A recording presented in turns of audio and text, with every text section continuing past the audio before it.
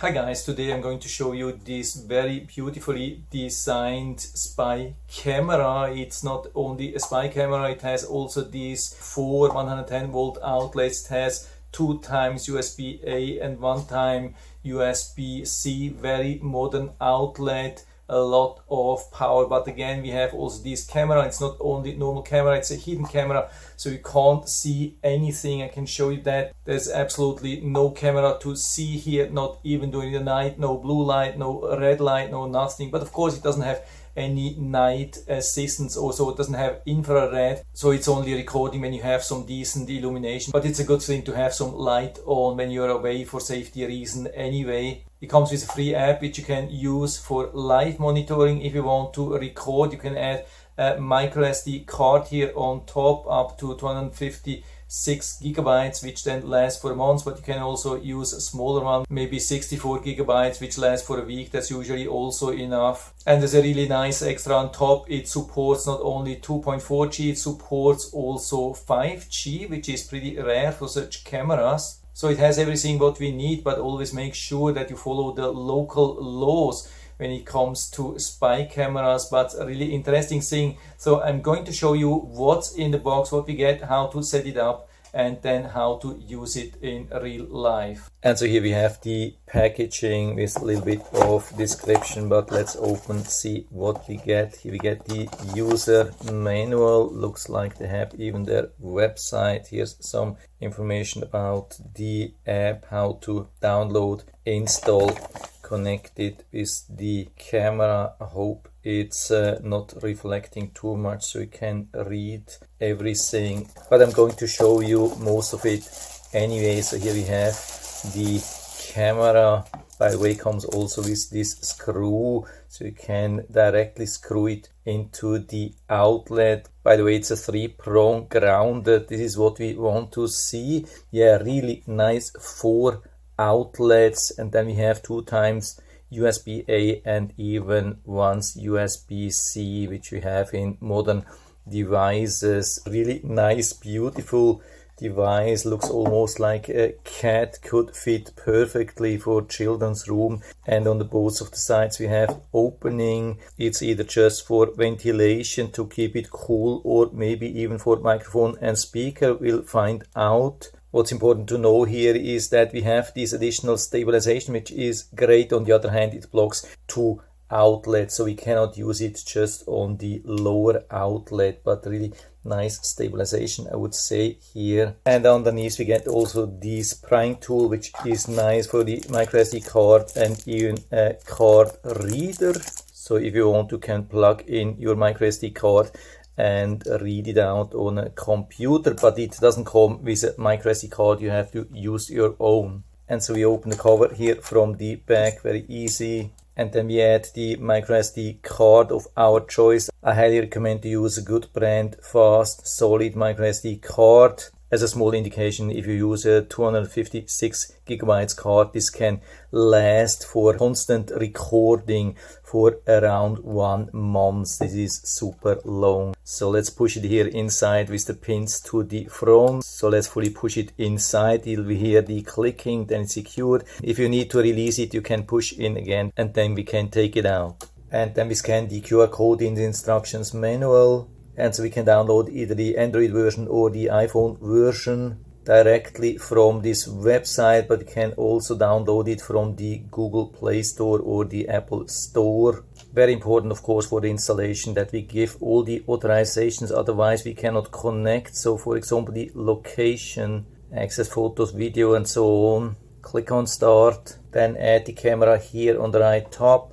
And then we have 2 possibilities. We can use it directly with the built-in Wi-Fi, but then of course we can only use it locally when you're in your home or apartment. If you want to use it from outside, then we have to use a router, and then we have to choose the right model. Here in the app, for me it looks like the CAMDUCK-X. Click on that, and here we have to enter the router password, not the password from this device, but the normal Wi-Fi router password. It's always a good idea to be already connected with this phone to the Wi-Fi which you want to use for this camera. and so we do not get any information about which Wi-Fi to choose. So this confirms that we can use 2.4 and 5G. But of course 2.4G is recommended because it has more wireless reach. So we click on OK, and now of course we have to plug in the camera. And so we see the blue light flashing, and we confirm here and click here. And here again to connect the camera with the Wi-Fi. We confirm again, connect. And then it gives us some information where to connect to what Wi-Fi with what password. So we click on the CAMDUCK Wi-Fi, enter the password and hit the check mark. It says connected, no data. This is exactly what we want. So we go back to the app now. And so we are here back to the app. Let's see if we can connect. We give more authorizations. And so I think we have connection now. I put the camera here on top, and now I click here. And of course, very important to read and follow all the local laws. We hit OK. You get even some instructions, and you can see the camera is live. The good thing is that there is nothing to see, no red, no blue light, no camera opening. The only thing which we can see here is a very small hole here, which could give us an indication that this could be a camera. So I've been using it now for a little bit, and it has been working more or less. Once I had a huge problem when I was relocating the camera to another outlet. First time it has been working. I was recording in the dark. Definitely confirmation that it doesn't have an extra light, doesn't do any illumination.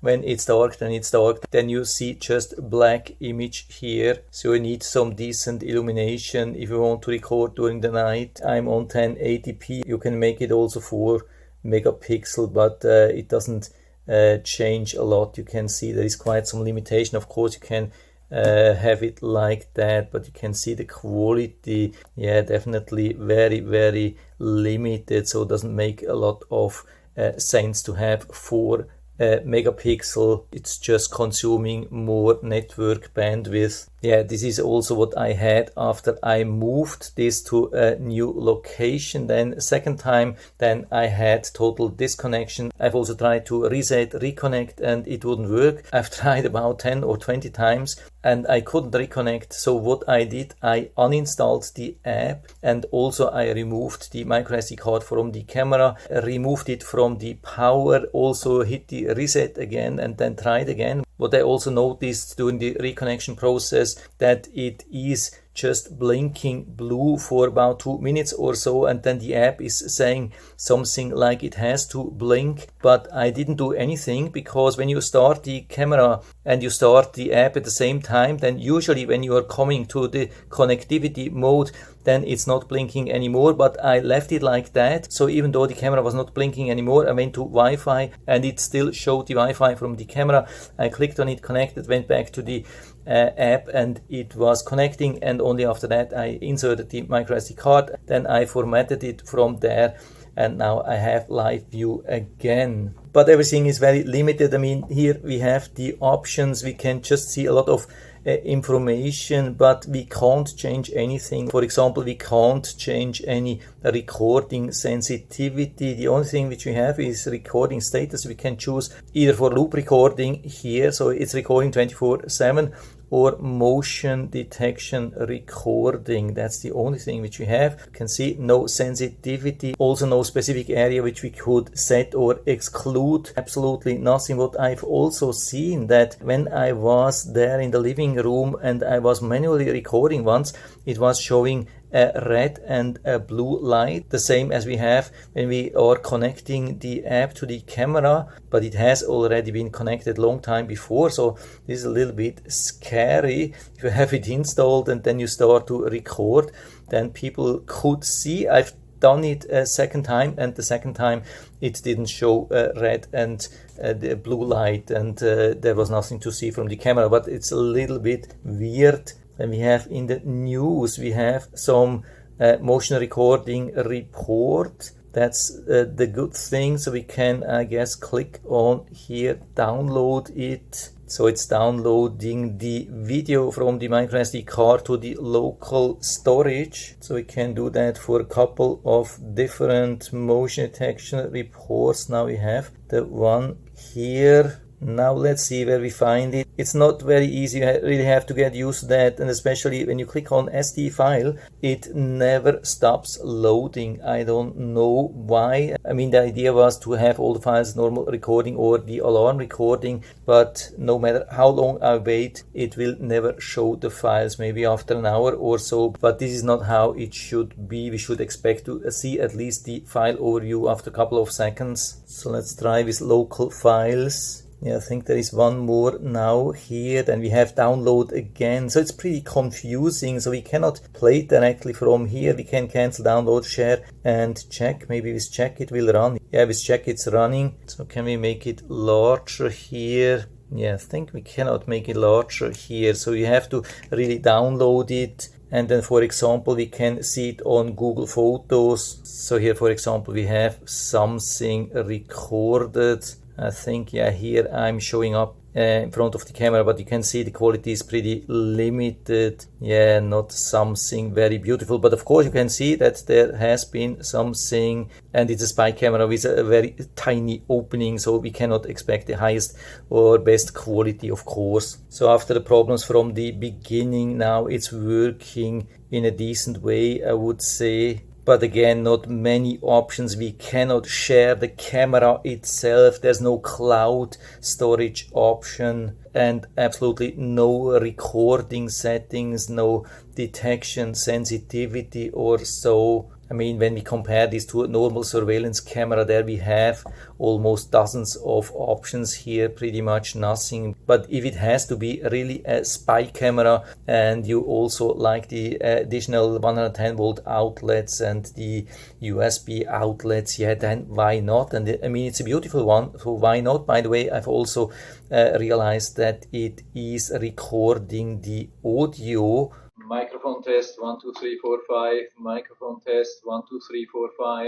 It's definitely not the best quality, but if somebody's close, I guess you can understand. But with spy cameras, you have to be very careful. Spy cameras and audio, that's something which is a little bit tricky regarding the law. So that's it for now. I hope I've been able to help you a little bit with this video. If you have any questions or comments, just write to the comment section below. I'm always happy to talk about these things. And if you're interested, I'll put down the link to the Amazon listing down into the description, so you can check it out and order it right from there if you like it. And if you like the video, give me a thumbs up, subscribe my channel. Thanks for watching. See you next time.